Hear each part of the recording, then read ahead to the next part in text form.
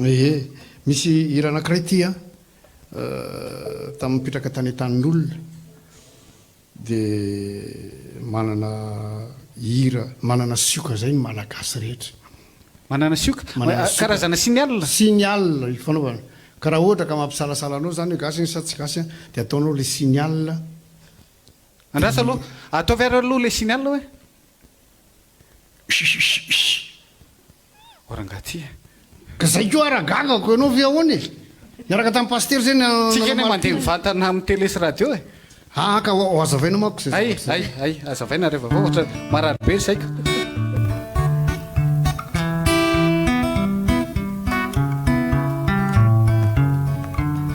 raha sendra tafavoaka any andafisika aoka tsy tsamboatra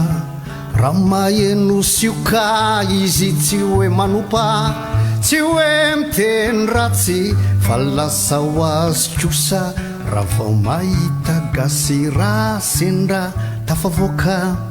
any andafisika aoka tsy tsamboatra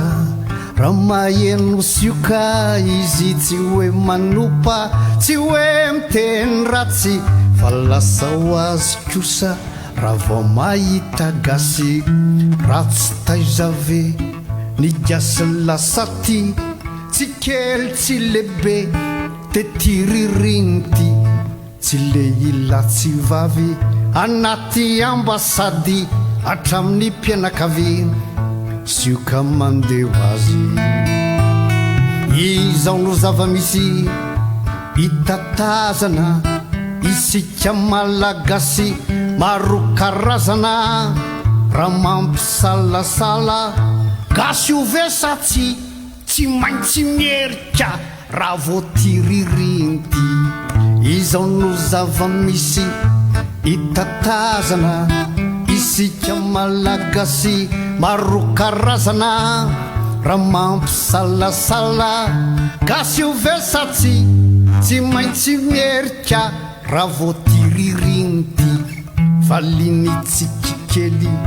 kopatanana masondra mijery fihavanana